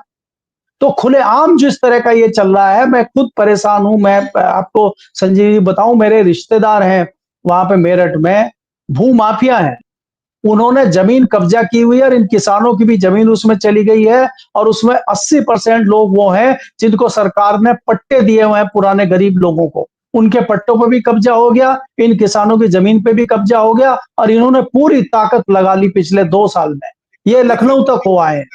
मलिक सर, वो हम सीधे मान सकते हैं कि पूरे कुएं में भांग घुल गई है और उस भांग को अब एक हमें शुद्धिकरण के लिए सारा अभियान, यही सब तो हम कोशिश कर रहे हैं। वो जो प्राचा साहब जो कोशिश कर रहे हैं या जो बाकी कोशिशें हो रही की। मैं अंतिम सवाल करूंगा बिलाल सब्जवारी से लेकर, बहुत छोटा सा जवाब कि अब हमें जो जवाब चाहिए, देखिए खासकर जो ये चुनावी गड़बड़ियों के सवाल हैं बिलाल सर, आपसे लेकर वापस आऊंगा, बहुत छोटी छोटी टिप्पणी है, ये हमें छीनना पड़ेगा, वो जवाब अपने आप को हासिल करना पड़ेगा। शायद ये शुरुआत महाराष्ट्र से हुई है, ऐसा हम देखते हैं, मानते हैं, बिना इसके नहीं होगा और वो शायद सड़क पर उतर कर जमीन पे आने के बाद ही होगा।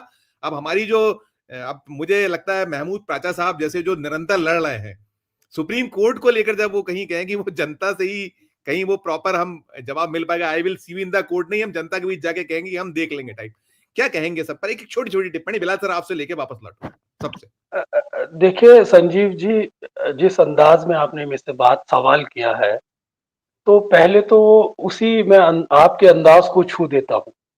देखिए एक शेर है बहुत मकबूल शायर हफीज मेरठी, जो मेरे चचा भी होते थे, कि हल हुए हैं मसले शबनम मिजाजी से, मगर गुत्थियां ऐसी भी है कुछ जिनको सुलझाती है आग। बहुत बढ़िया, बहुत बढ़िया। दरअसल मैंने जो आपको बात कही, लोकतंत्र के अंदर सरकारें, सत्ता, विपक्षीय दलों को, राजनीतिक पार्टियों को दबा सकती है, लोकतंत्र को नहीं दबा सकती, जनता को नहीं दबा सकती। इमरजेंसी, हमने एक बहुत बड़ा, हमारे सामने एक उदाहरण मौजूद है कि आपने राजनीतिक दलों को दबाया लेकिन लोकतंत्र को नहीं दबा पाए। और जब वो लोकतंत्र फूटा तो सत्ता की तीलियां बिखर गई। मैं आपको फिर कह रहा हूं, इस मौजूदा हालात के अंदर, देश के अंदर सारे सिग्नल मौजूद हैं, सारे सिफत मौजूद है, सारे बुद्धिजीवी मौजूद हैं, लोग तैयार हैं, पृष्ठभूमि तैयार है, वैचारिक पृष्ठभूमि तैयार है, सिर्फ ऑर्गेनाइज करने की बात है उसे। अगर आपने उसे ऑर्गेनाइज कर लिया तो जिस रास्ते पे आप चलना चाहते हैं खुद आपका रास्ता बन जाएगा। बहता हुआ पानी है, रास्ता खुद बना लेता है। तो सारी सिफत मौजूद है, सिर्फ ऑर्गेनाइज करने की बात है। सारी दिशाओं को, सारे सिग्नल्स को अगर आपने इकट्ठा कर लिया तो आप उसी दिशा में पहुंच जाएंगे जिस दिशा में हम सब लोग डिबेट कर रहे हैं। और एक बार फिर मैं बता दूं कि इस लोकतंत्र के अंदर एक और मैं शेर सुना देता हूं कि हिसारे जब्र में जिंदा बदन जलाए गए, किसी ने दम नहीं मारा मगर धुआं बोला। तो ये धुआं जो है ना, जो ये सच की गवाही दे रहा है, आप कितना भी छुपा लें इसको छुपा नहीं सकते। सारे सिग्नल मौजूद है, समाज में बेचैनी मौजूद है, लोगों के अंदर एक एक पृष्ठभूमि मौजूद है, विचार मौजूद है। सिर्फ आपको उसे ऑर्गेनाइज करने की जरूरत है, और जो ऑर्गेनाइज कर लेगा वो बाजी मार लेगा। नहीं, वैसे तो मुझे लगता है अब ऑर्गेनाइज भी फिर हो जाता है, जब चलते हैं तो होते। बहुत छोटी टिप्पणी इकबाल सर आपकी, और मैं अखिल सर, महमूद सर और केपी सर पे खत्म करूंगा। प्लीज छोटी छोटी टिप्पणी, बहुत छोटी। अनम्यूट कर लीजिए। संजीव जी माफ करिएगा, मैं सिर्फ ये कहना चाहता हूं कि ये जो आंदोलन है, जैसे हमारे प्रोफेसर साहब ने कहा, मैं उनसे पिता तुल्य गया माफी चाहता हूं, लेकिन इस आंदोलन के अंदर क्या है, अगर राहुल गांधी या ऑपोजिशन रीजनल पार्टीज को लेकर के चलाती है तो उनके पास एक बहुत बड़ा जनसमूह है जो आसानी से काम किया जा सकता है। ऐसा नहीं है कि इससे पहले जेपी आंदोलन के पहले भी आंदोलन नहीं हुए। देखिए, चिपको आंदोलन भी हुआ है 1973 के अंदर, मिधा पाटिल वाला नर्मदा आंदोलन, सर्व शिक्षा आंदोलन, ऐसे कई आंदोलन देश में हुए हैं। लेकिन क्योंकि महाराष्ट्र, हरियाणा, छत्तीसगढ़ जहां जहां ये हार हुई है, अगर ये पार्टी रीजनल पार्टी के साथ मिल करके कामयाबी से अगर पूरा समीकरण बनाए और एक ब्लूप्रिंट तैयार करके मुझे लगता है काम शुरू करे, तो इसका असर बहुत जल्द पूरे देश में होगा। लोग सड़कों पे आएंगे, लेकिन सड़कों पे लाने के लिए लीडर को भी खुद ना खुद एक ब्लूप्रिंट बहुत बेहतर इससे बनानी पड़ेगी, और जो नेता उसमें चुनने पड़ेंगे वो उतने सुलझे हुए और उतने समझदार रखने पड़ेंगे। जैसे महमूद प्राचा साहब भी पिछले कई सालों से लड़ रहे हैं, लेकिन ये लड़ाई को जितने साल लग रहे हैं उसकी वजह क्या है कि अकेले से जब कारवां बढ़ता है तो काफी वक्त लगता है। लेकिन अगर राहुल गांधी और ऐसे बड़े बड़ी पॉलिटिकल पार्टी जो इस वक्त विरोध कर रही है वो जब आएगी तो ये आंदोलन का असर बहुत गहरा और बहुत जल्द लोगों तक पहुंचेगा, जिसकी गूंज बहुत दूर तक सुनाई देगी। बिल्कुल नहीं, लेके कर रहे हैं सब। इकबाल साहब वो भी कोशिश कर रहे हैं। अखिल सर आपकी टिप्पणी में प्राचा सर और केपी सर पे खत्म कर दूं। ये आप कहें तो मैं कहें तो महमूद प्राचा साहब और मलिक साहब से लेकर फिर आप कंक्लूड करेंगे तो मुझे ज्यादा आप जैसा अनुमति दीजिए, या तो पहले करिए, मैं या अभी भी कर लीजिए, बाद में भी आपसे कंक्लूडिंग रिमार्क लूंगा। आप करिए, मैं फिर आपके प्राचा सर के। देखिए, महात्मा गांधी जब साउथ अफ्रीका से आए थे कोई नेता नहीं थे। मैं तो इकबाल साहब से कहता हूं, आपको जयप्रकाश नारायण या महात्मा गांधी बनने से कौन रोक रहा है? राहुल गांधी की तरफ क्यों तक रहे हैं भाई? क्यों राहुल गांधी को देख रहे हैं? जब इमरजेंसी लगी थी, मैं जवान था, मेरा पूरा कैरियर मेरे सामने था, दांव पे लगा के इमरजेंसी में के खिलाफ लड़े थे जयप्रकाश के आंदोलन में। भोपाल में पहली पोस्टिंग थी, सारी जेब के पैसे चादर में डाल दिए थे जनता पार्टी के। सवाल यह है, राहुल गांधी से अपेक्षा किसी पे दोष निकालने की आवश्यकता नहीं है। आप निकलिए, आप नेता बनिए भाई, आपको महात्मा गांधी बनने से कौन रोकता है? और एक बात और, केवल लास्ट बात, देखिए ये हिंदू मुसलमान का नैरेटिव सोचते हैं ना, हिंदू मुसलमान की वजह से वो जीत रहे हैं, वो केवल ईवीएम की वजह से जीत रहे हैं। अरे मैं हिंदू हूं, मलिक साहब हिंदू हैं, जब आपकी मस्जिद के ऊपर कोई झंडा लहराता है और जाके चढ़ता है, हमारी आत्मा को भी उतना ही कष्ट होता है जैसे बांग्लादेश के अंदर मेरे मंदिर पे कोई चढ़ता है। मेरे लिए जो पूजा स्थल है, आपका पूजा स्थल, आपकी अजान भी मुझे अच्छी लगती है, अपनी मंदिर की घंटियां भी मुझे अच्छी लगती हैं। हमें कोई हिंदू मुसलमान में, हिंदुस्तान का आदमी बॉन्ड सेकुलर है। मेरे हिंदू धर्म को, मेरा सनातन धर्म को बीजेपी ने बदनाम कर दिया है, पूरे विश्व में बदनाम कर दिया है। इसलिए हिंदू मुसलमान का नैरेटिव नहीं, केवल ईवीएम और चुनाव आयोग न स्लीपर सेल है, न राहुल गांधी की कोई कमजोरी है, केवल चुनाव आयोग की मिलीभगत से भारतीय जनता पार्टी चुनाव जीती है। बिल्कुल, मैं सर, आप अखिल सर के बाद आप, और फिर मैं खत्म करूंगा केपी सर। देखिए, अखिल स्वामी जी ने मेरी तुलना जयप्रकाश जी से की, तो मैं इनका आभारी हूँ, ऋणी हूँ। प्यार में ऐसी बात कह रहे हैं, सच नहीं है। लेकिन हम लोग सबूत भी इकट्ठे कर रहे थे ना, अब वो सबूत भी हमारे पास इतने आ चुके हैं, और हम राहुल जी की बात कर रहे हैं, कांग्रेस पार्टी, सभी विपक्षी पार्टियों की बात कर रहे हैं, इसलिए क्योंकि वो भी जनता के नौकर है। एक बात। दूसरी बात, हम उनको ये नहीं कह रहे हैं कि हम आपका कयामत तक इंतजार करेंगे, और हम कर भी नहीं रहे हैं। हम तो शुरू हैं, हमारा आंदोलन बढ़ता जाएगा। अगर वो आएंगे तो हमें कोई इस बात की वो नहीं है, एक कोई हमारा प्री कंडीशन नहीं है कि हम लोग आगे रहे। आप लोग आगे रहिए, ये ईवीएम जानी चाहिए। हम आपके पीछे रह के, आपके साथ रह के, या जब गोली चल रही होगी तो आपके सामने आके, आपके आगे आके, किसी जगह भी रह के हम तैयार हैं। हम लोग शुरू हैं। अब मैंने आपको बता ही दिया है कि हमारा आंदोलन तो शुरू हो चुका है, और आप जल्दी ही, अभी हम अगले हफ्ते 10 दिन के अंदर पूरे देश में सभी राज्यों की राजधानियों में प्रेस कॉन्फ्रेंस करके जनता से आह्वान करके, यहाँ दिल्ली में ही जंतर मंतर पे एक मेन धरना लगेगा, और हर एक राज्य की राजधानी में, जैसे सीए एनआरसी के प्रोटेस्ट हुए थे, ये अमित शाह जी मेरे ऊपर बहुत इल्जाम लगाते हैं, पूरी रेड्स वेड कराते हैं कि सीए एनआरसी का सारा जो वो था उसके पीछे मैं ही था। तो सब सारा कुछ के पीछे मैं तो नहीं था, लेकिन मेरा एक बहुत महत्वपूर्ण रोल था।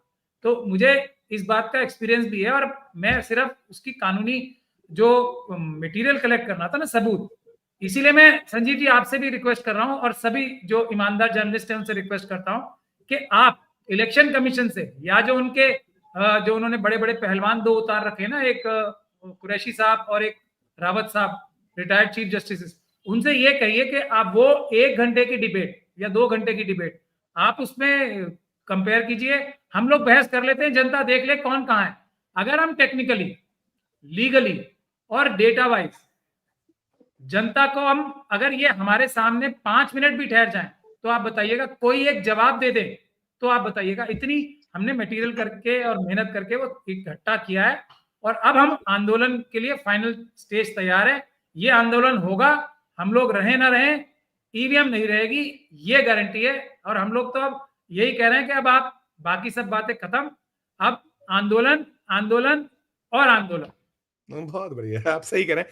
मैंने बुलाया था वो महादेव देशपांडे साहब की बिटिया का विवाह है, जो मैं जिनका कहा था, उन्होंने मुझे बीच में व्हाट्सएप भी किया है कि मैं जामात आ गया हूं इसलिए नहीं जुड़ पाया हूँ। बराक ओबामा साहब जो बताया था, उनके वहां रहे हैं वो, और वो 20 सवाल उन्होंने भी उठा रखे, जो जैसे करें, जिसका जहां ये महायज्ञ उसमें जो आहुति डाल सकता है वो डालता है, जवाब लेकिन नहीं आता है। बार बार वही सवाल, तो मैंने पूछने के लिए इसीलिए कि क्या जवाब आया और क्या आप अभी तक कहाँ पहुंचे हैं, क्या है सब पे मैं उनसे टिप्पणी, अब मैं फिर अपने दर्शकों को दोबारा फिर उनसे मुलाकात कराऊंगा जब वो फ्री होंगे।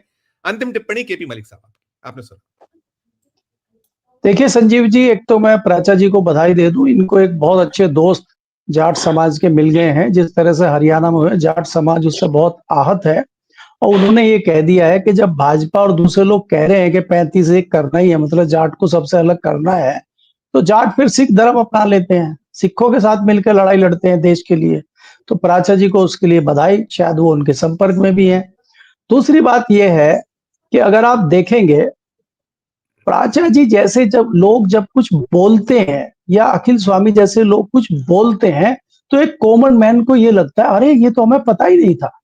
अब मैं कल ही एक वीडियो प्राचा साहब की देख रहा था, वहां पे कुछ भीड़ लगी हुई थी, भीड़ में कुछ पत्रकार भी थे, तो वो पुलिस वाले ने आके, सीनियर ऑफिसर ही था वो, आके पत्रकार को डांटने लगा कि आप पास दिखाइए, जाइए यहाँ से, क्या जाइए, और कार्ड दिखाइए, ये करिए। तो इन्होंने तुरंत कहा कि भाई आप इनसे नहीं पूछ सकते ऐसे, और आप मेरे से भी नहीं पूछ सकते, आप सबसे पहले अपना कार्ड दिखाइए।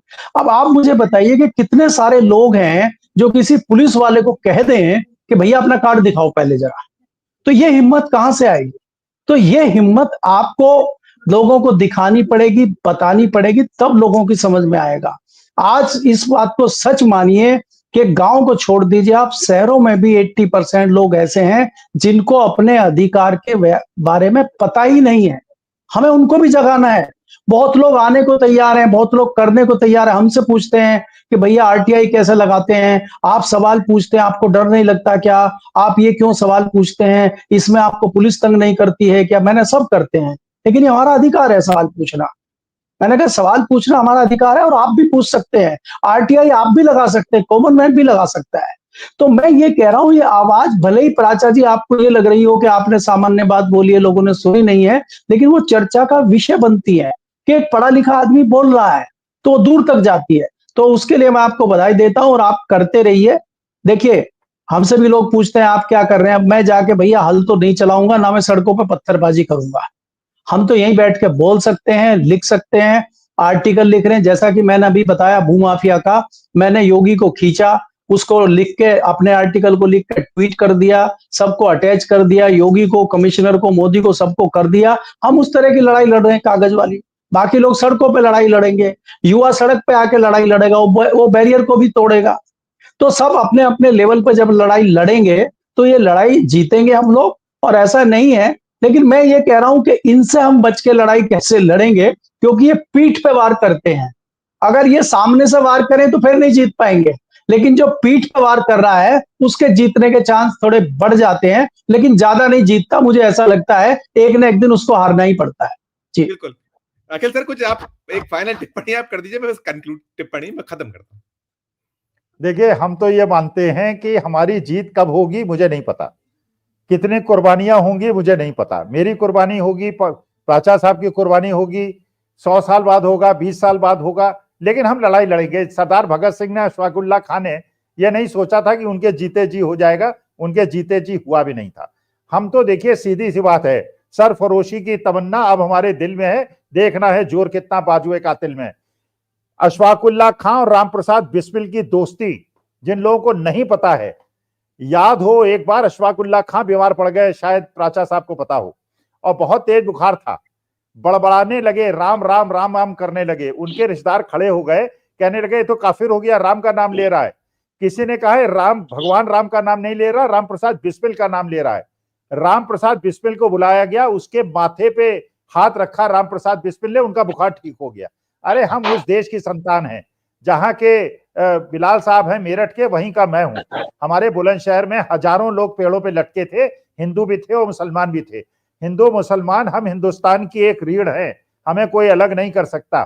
थोड़े दिन के लिए पीठ पे छुरे मार लें, पीठ बड़ी मजबूत है, लेकिन भारत माता से बड़ी हमारे लिए कोई चीज नहीं है। इसके लिए कुर्बानी अखिल स्वामी देने को तैयार है, जिसको लेनी है ले ले, लेकिन देश का लोकतंत्र संविधान वापस दिला दे। बिल्कुल बिल्कुल।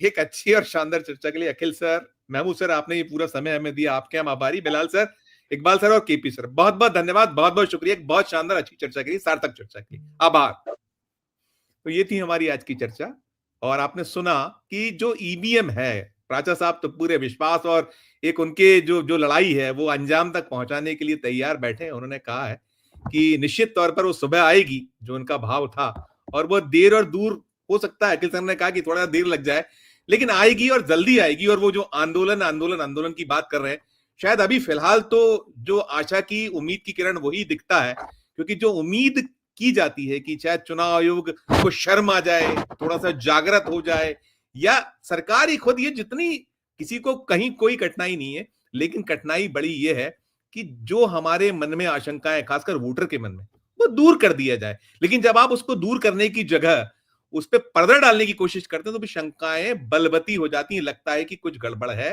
और बहुत गड़बड़ है। तो फिलहाल इस चर्चा में इतना ही। हम फिर किसी नए विषय, किसी नए मुद्दे के साथ आपके समक्ष हाजिर होंगे। हमारा अनुरोध होगा कि आपको ये चर्चा कैसी लगी, हमारे वीडियो कमेंट बॉक्स में जाकर जरूर कमेंट कीजिएगा। प्यार और स्नेह बनाए रखिए और देखते रहिए 4 PM न्यूज नेटवर्क। धन्यवाद, नमस्कार।